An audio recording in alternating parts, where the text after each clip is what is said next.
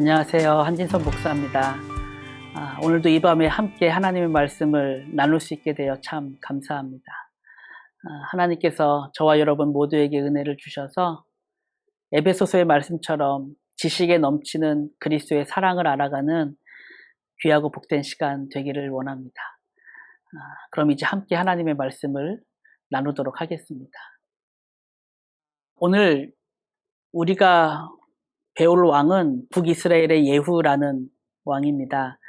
이 예후에 대해서 지난주에도 잠시 살펴봤지만 예후는 그 삶의 특징이 아주 뚜렷한 왕이었습니다.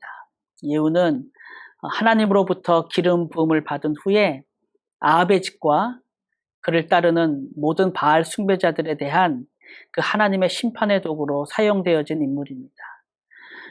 그 내용이 열왕기하 9장과 10장에 걸쳐서 기록이 되어 있는데요. 먼저 열왕기하 9장 1절에 보면 선지자 엘리사가 등장을 하고 이 엘리사가 자신의 제자 중 한 사람에게 임무를 주는 장면이 나옵니다. 엘리사가 한 제자를 불러서 너는 기름병을 가지고 예후에게로 가서 그를 이스라엘의 왕으로 삼아라, 그렇게 말씀합니다.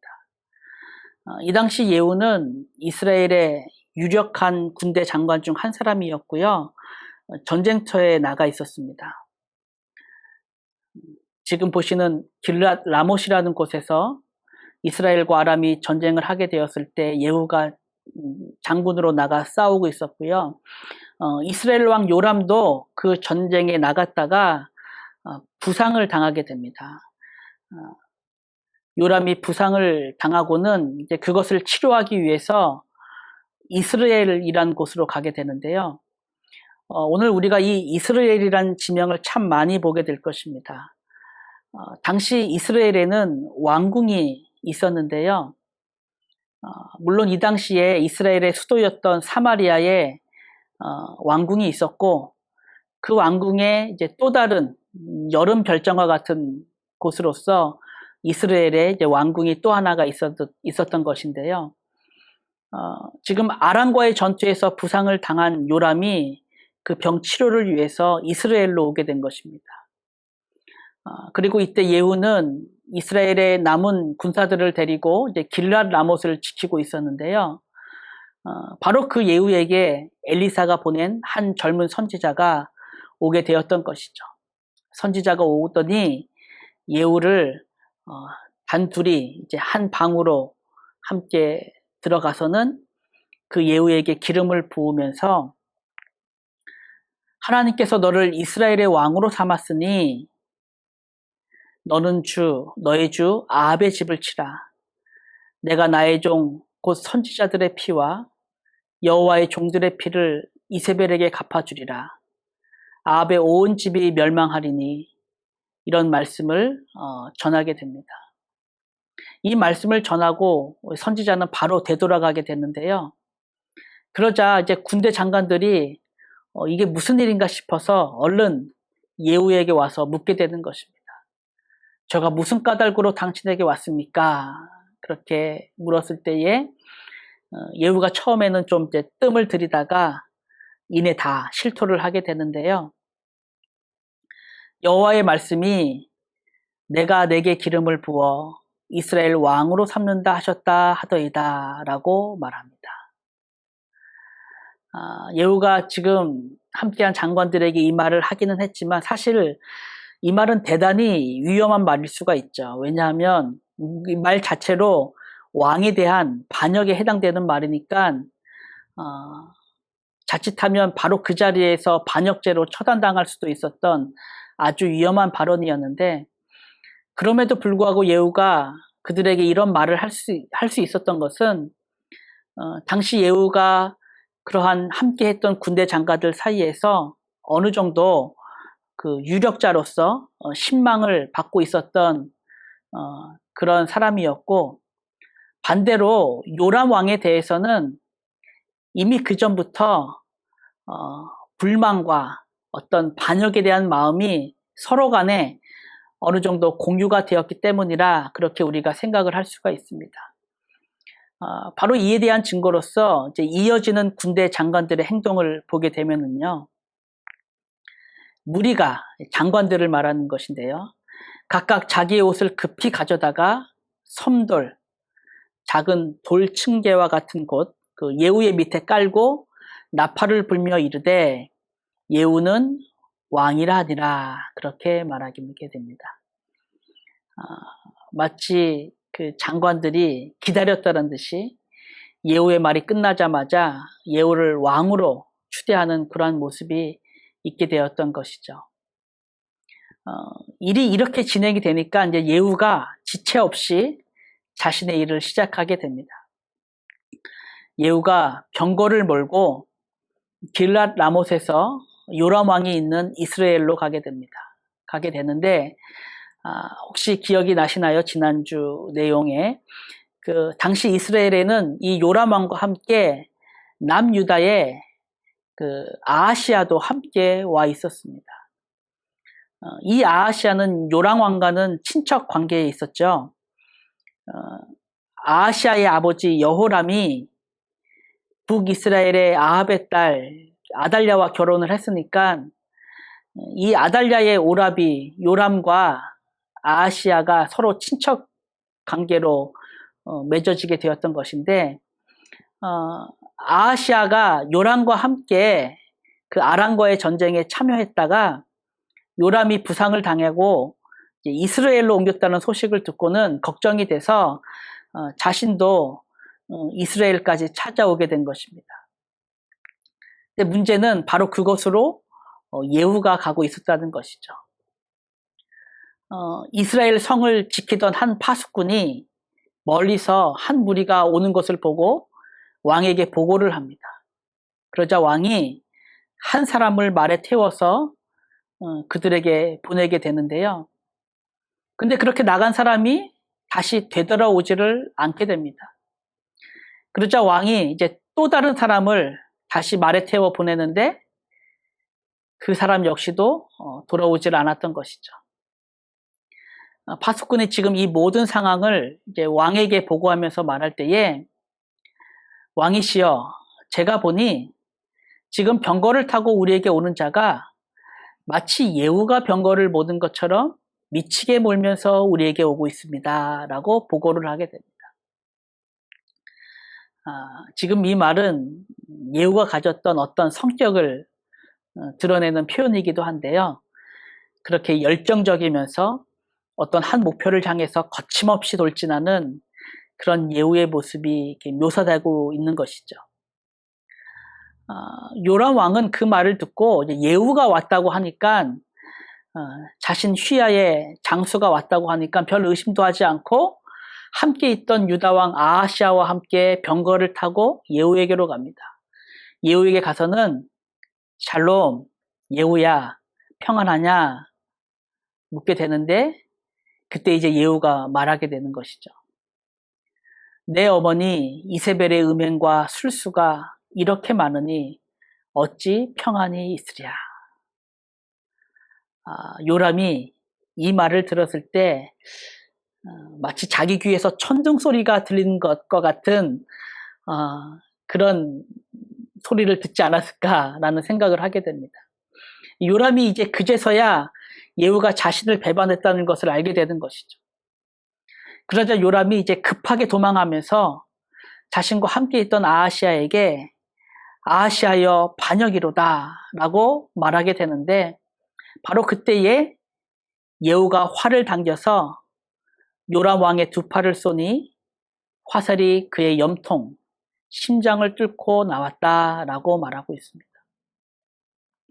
자, 그리고 나서 성경이 참 의미심장하게 말하고 있는 것이 바로 그 요람이 쓰러져 죽은 장소가 나봇의 밭이었다. 그렇게 말하는 것이죠.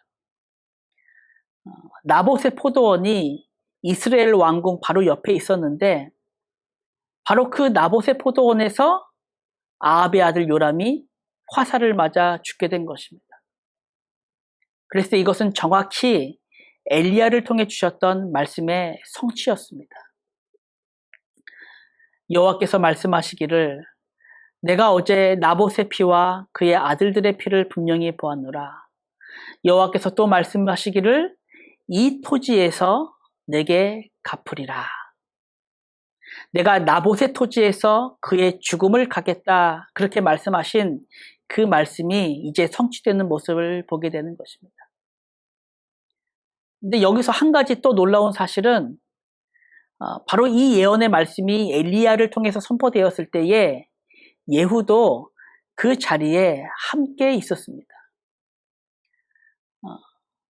엘리야가 아합에게 하나님의 심판의 말씀을 전할 때에 예후가 아합의 경비대장 자격으로 그곳에 함께 있었습니다. 그러면서 이 예언의 말씀을 함께 들었던 것이죠. 바로 그 사실이 예후 자신의 말을 통해서 증거가 되게 되는데요. 예후가 장관 빗갈에게 이르되 그 시체를 가져다가 이스라엘 사람 나봇의 밭에 던지라. 내가 기억하려니와 이전에 너와 내가 함께 병거를 타고 그의 아버지 아합을 쫓았을 때에 여호와께서 이같이 그의 일을 예언하셨느니라 말하는 것이죠. 그렇게 예후가 이전에 아합의 곁에서 들었던 그 예언의 말씀을 기억하고는 이제 빗갈이라는 장수에게 이 요람의 시체를 나봇에 던져라 라고 말했던 것입니다. 자, 이렇게 해서 이제 요람 왕이 죽고 예후는 함께 도망하던 유다의 왕 아하시야도 처단하게 됩니다. 역시 지난주에 우리가 잠시 들었던 말씀인데요. 아하시야가 자신을 쫓아오는 예후를 피해서 도망하다가 무기토까지 가서 그곳에서 죽게 됩니다. 그렇게 이스라엘 왕 요람과 유다의 왕 아하시야가 한날에 함께 죽게 되었던 것이죠. 그러자 예후는 이제 지체 없이 그 요람의 어머니 이세벨을 향해서 진격하기 시작합니다.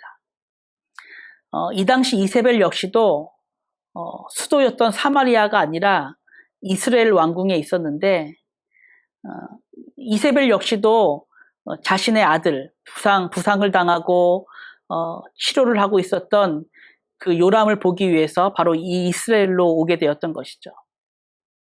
근데 바로 이제 이 일이 하나님의 말씀에 또 하나의 성취로 나타나게 되는 것을 우리가 보게 됩니다. 왜냐하면 이제 하나님께서 예후를 통해서 이스라엘 토지에서 개들이 이세벨의 살을 먹을지라라는 이 심판의 말씀을 성취하시기 때문입니다. 이세벨이 이스라엘 궁에 있으면서 그렇게 예후에 의해서 역모가 일어나고 그래서 자신의 아들이 죽고 이제 그 예후가 자신을 향해 오고 있다는 소식을 듣게 됩니다. 그러자 이세벨이 이제 곧 자신에게 닥칠 그 죽음을 예감을 하고 나름의 준비를 하게 되는데요. 지난주에 들으셨던 것처럼 이세벨이 눈을 그리고 머리를 꾸미고 창을 통해서 예후가 오는 것을 바라보는 장면이 나옵니다. 이세벨이 끝까지 그 어떤 도도함을 유지한 채 자신의 마지막을 맞이하려고 했던 것이죠.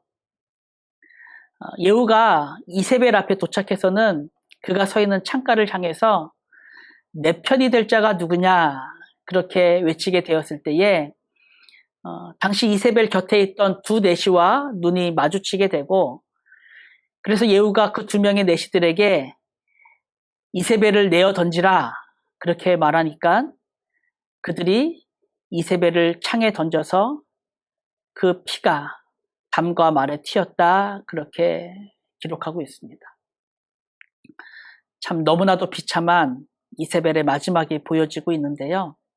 근데 성경은 바로 이 장면에서 또 하나의 예언의 성취를 우리에게 보여줍니다. 예후가 이세벨을 죽이고 나서 그날에 이스라엘 궁에 들어가서 이제 먹고 마시면서 승리를 자축하게 되는데요. 그렇게 자축한 후에 예후가 사람을 시켜서 이세벨을 장사하라 명하게 됩니다. 그러자 사람들이 이세벨을 장사하려고 이제 그 시신을 찾으러 나갔는데 나가 보니까 개들이 이미 그 시신을 먹어서 이세벨의 두개골과 발과 손 외에는 찾지 못하게 되었던 것입니다. 사람들이 이 상황을 예후에게 보고했을 때 예후가 그 말을 듣고 예전에 자신이 들었던 그 예언의 말씀을 기억하게 되는 것입니다. 그리고는 그 예언의 말씀을 사람들에게 말하게 되는 것인데요. 이스라엘 토지에서 개들이 이세벨을 살을 먹을지라, 그 시체가 이스라엘 토지에서 거름같이 밭에 있으리니 이것이 이세벨이라고 가르쳐 말하지 못하게 되리라. 바로 이 예언의 말씀을 예후가 기억하게 되었던 것이죠. 그리고 그 성취를 보게 된 것입니다. 그렇게 그 옛날 선지자를 통해서 선포하셨던 그 예언의 말씀이 하나도 땅에 떨어지지 않고 모두 실현이 돼서 지금 자신의 눈앞에 펼쳐져 있는 그 엄숙한 모습을 예후가 보게 되는 것입니다. 여기까지가 열왕기하 9장의 내용인데요. 이제 10장으로 넘어가게 되면 그 계속된 심판의 내용으로 아합의 집에 남은 사람들과 바알 숭배자들을 향한 심판의 모습이 나타나게 됩니다. 예후가 그렇게 이스라엘 왕 요람과 유다 왕 아하시아와 또 이세벨을 처단한 후에 이제 이스라엘에서 수도인 사마리아로 다시 오게 되는데요. 그가 오게 된 이유는 이제 아합의 아들들을 처단하기 위해서였습니다. 이때 사마리아에 있었던 귀족들과 장로들은 이미 요람 왕이 죽고 예후가 이스라엘의 모든 실권을 장악했다는 그 소식을 들어서 알고 있었습니다. 그러자 이 사마리아에 있던 귀족과 장로들이 이 예후를 두려워해서 예후에게 협조를 하기로 맹세를 하고 예후의 명령을 받아서 사마리아에 있던 아합의 아들 70명을 모두 죽이게 됩니다. 여기 보시는 왕자라는 표현에는 손자들까지도 다 포함이 되는 그런 내용인데요. 결국 이같이 해서 아합의 집의 모든 남자들이 다 죽임을 당하게 되고, 그러자 예후는 또다시 사마리아에서 이스라엘로 가게 됩니다.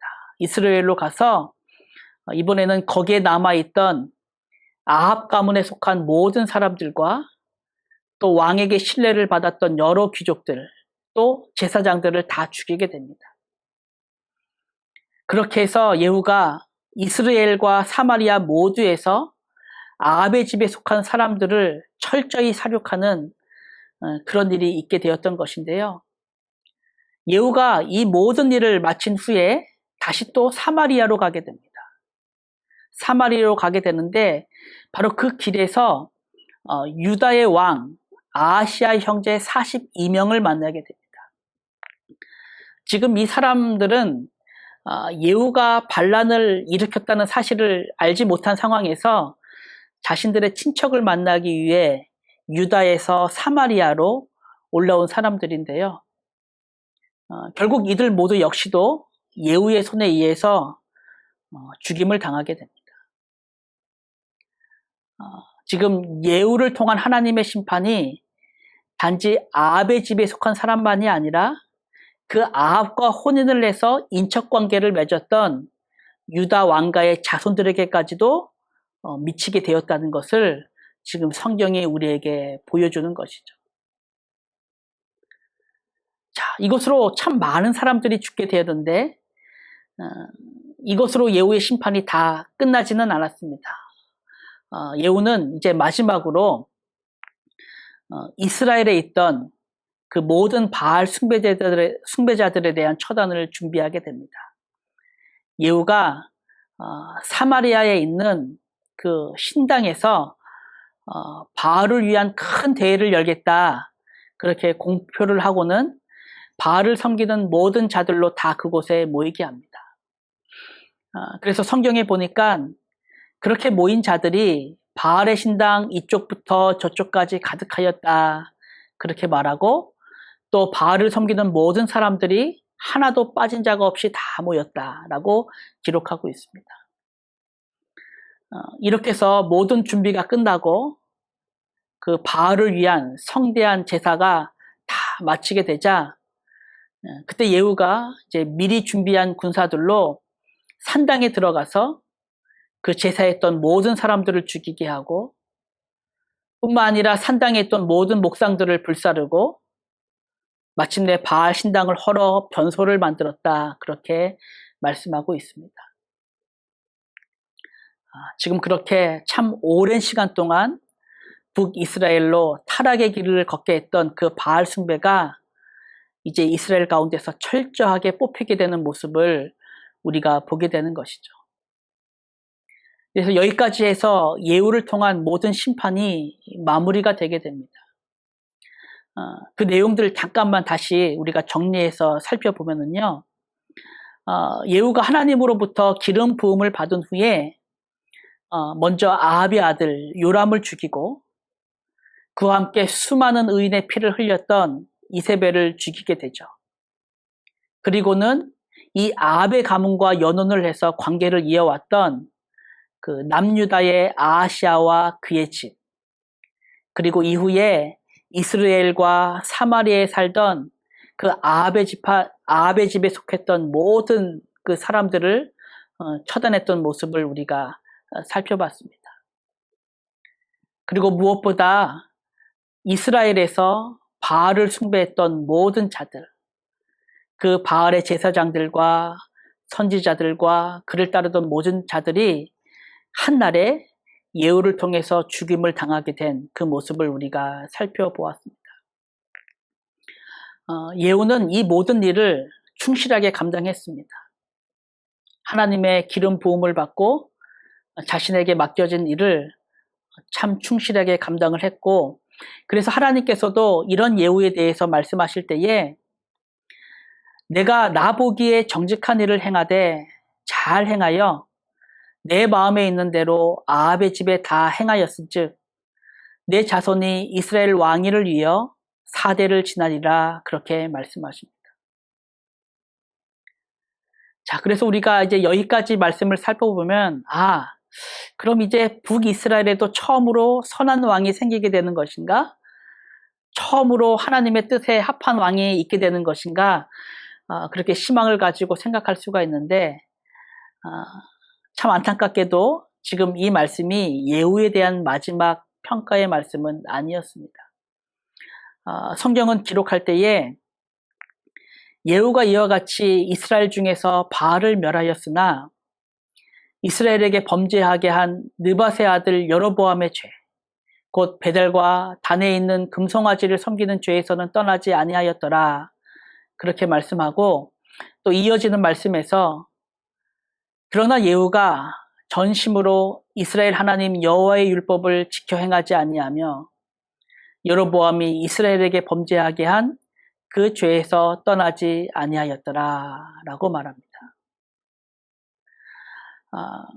우리가 앞서 살펴봤지만 예후는 자신의 삶 속에서 엘리야를 통해 선포되었던 그 하나님의 모든 심판의 말씀을 함께 들었던 자로 있었을 뿐만 아니라 이제 그 예언이 자기 자신을 통해서 실현되는 것을 직접 경험했던 그런 사람이었습니다. 그렇게 자신이 들었던 모든 예언의 말씀이 하나도 땅에 떨어지지 않고 자신을 통해 성취되는 것을 직접 목도한 그런 사람이었습니다. 그렇다면 그 예후는 이제 자신이 왕위에 올랐을 때에 정말 그 누구보다 하나님의 말씀을 두려워하면서 그 말씀을 따라 살기에 힘써야 했지만 그는 그렇지 않았고 이스라엘의 역대 모든 왕들과 똑같이 자신의 지혜를 따라서 그렇게 자신의 오른 왕권을 지키며 살기에 몰두했던 것입니다. 그래서 결국 예후는 그의 통치 시기에 하나님의 징계를 받게 됩니다. 열왕기하 10장 32절의 말씀을 보면 이때에 예후의 시대에 여호와께서 이스라엘에서 땅을 잘라내기 시작하심에 아람 왕 화사엘이 이스라엘의 모든 영토에서 공격하되라고 말씀하십니다. 그리고는 지금 이 말씀과 같이 아람의 왕 하사엘이 이스라엘을 공격해서 그 영토를 빼앗는 장면을 보게 됩니다. 잠시 이 내용과 관련해서 설명을 좀 드리면 예후가 왕으로 있기 이미 그 이전부터 아합이 이스라엘의 왕에 있었을 때부터 아수르라는 나라가 크게 힘을 떨치기 시작했습니다. 그러자 이제 이 아수르를 견제하기 위해서 여러 나라들이 동맹을 해서 그에 맞서기 시작했는데요. 우리 예전 강의에 나왔던 그 카르카르 전투도 바로 이 아수르에 대항한 여러 연합국들의 그 전투였죠. 그런데 이 카르카르 전투 이후에 약 12년이 지난 후에 다시 아수르가 공격해 오게 되었던 것입니다. 당시 아수르의 살만에셀 왕, 정확히 살만에셀 3세였는데요. 이 왕이 아람을 공격해 오게 됩니다. 그런데 이때 이 이스라엘 왕 예후가 예전과 같이 아람과 손을 잡지 않고 아수르에 붙어서 아수르의 조공을 바치게 되었던 것이죠. 이때 예후의 생각에는 차라리 아수르에 붙어서 그에게 굴복하는 게 낫겠다 생각한 것입니다. 그래서 문제는 바로 이 일이 아람 입장에서 봤을 때는 배신이 되었던 것이죠. 참고로 지금 보시는 것은 그 대형 박물관에 있는 그 아수르 살만에셀의 그 유명한 검은 오벨리스크인데요. 이 오벨리스크의 그 위에 가운데서 둘째 부분을 요 부분을 확대해서 보면 여기 그림의 가운데서 지금 절하고 있는 사람이 예후 왕입니다. 제가 아까 말씀드린 것처럼 그렇게 예후가 전쟁을 앞두고 아수르의 살만에셀에게 조공을 바치면서 굴복하고 있는 모습을 지금 새겨놓은 것이죠. 지금 이거는 아까 방금 보신 오벨리스크에 새겨진 문자를 해석한 내용입니다. 여기 보시면 그 해석이 나와 있는데요. 공물을 예후의 오므리의 아들은 내가 받았다. 그렇게 돼서 오므리의 아들 예후의 공물을 내가 받았다라는 그런 내용이 새겨져 있습니다. 물론 이전 강의에서도 이제 한 목사님께서 한번 말씀하신 것처럼 지금 이러한 기록 자체가 승자가 남긴 기록이니까 정말 예후가 이와 같은 모습으로 살만에셀에게 굴복했는지 우리가 알 수 없지만 그럼에도 불구하고 당시에 북이스라엘이 이 압수르의 침공을 앞에 두고 아람과 연합하지 않고 아수르에 붙었던 일은 역사적으로도 나타난 그런 사실이었습니다. 지금 이러한 내용이 배경이 돼서 후에 아람이 이스라엘을 침입했던 것입니다. 그렇게 아수르에 붙었던 그 예후의 행동을 배신으로 여겼던 그 아람 왕이 북이스라엘로 쳐들어오게 되었던 것인데요. 그렇게 아람 왕이 쳐들어와서는 아까 우리가 봤던 말씀처럼 이스라엘의 영토를 하나씩 빼앗기 시작했던 것입니다. 그렇게 해서 지금 검은 선으로 표시된 부분이 대략적으로 하사엘이 빼앗았던 이스라엘의 영토인데요. 지금 일이 이렇게 되었던 것은 분명히 예후와 이스라엘에 대한 하나님의 징계의 내용이었습니다. 바로 여기까지가 오늘 우리가 살펴보게 되는 그런 성경의 내용인데요.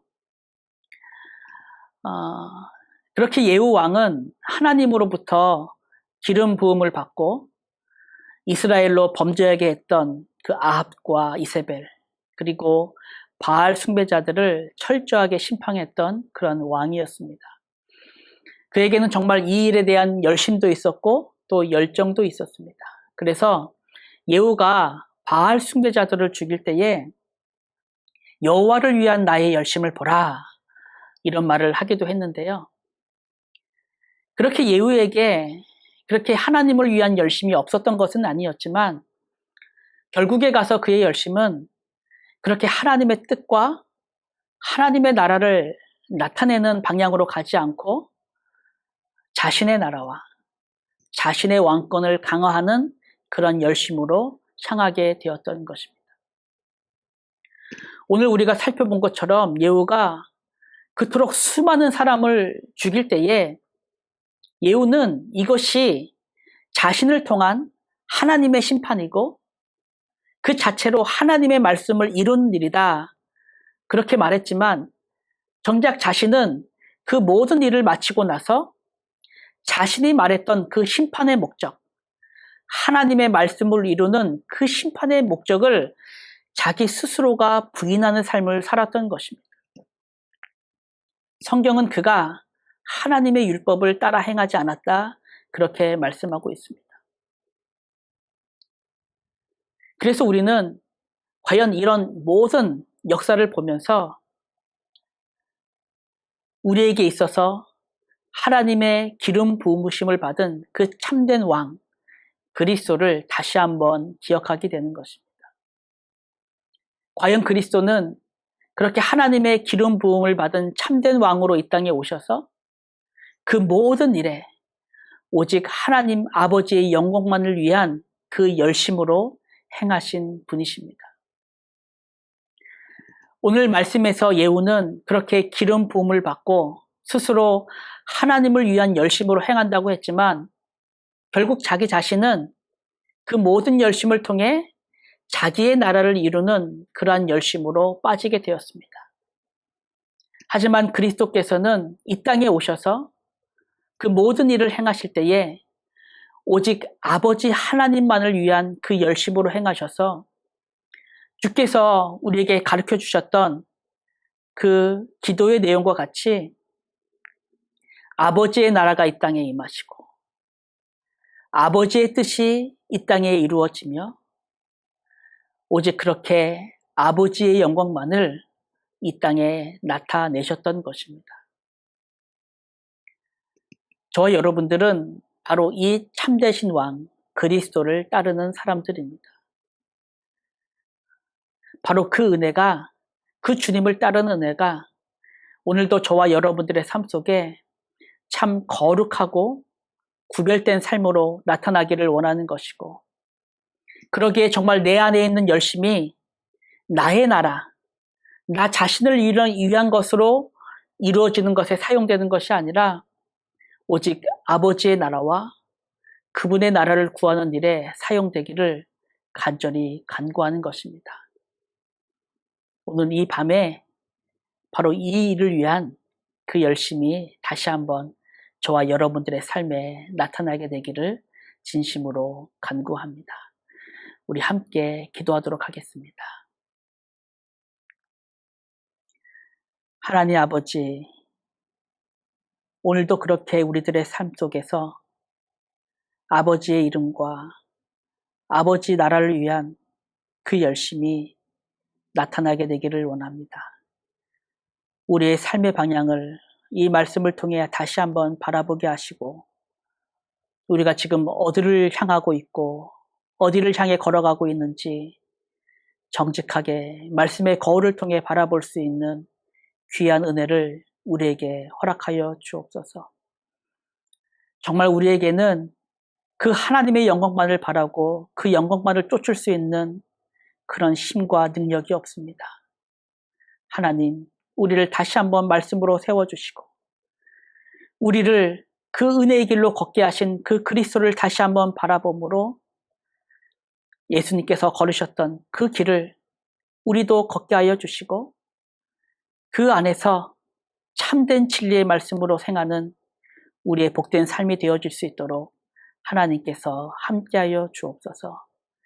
감사를 드리며 살아계신 예수 그리스도의 이름으로 기도합니다. 아멘. 감사합니다. 오늘도 참 수고 많이 하셨습니다.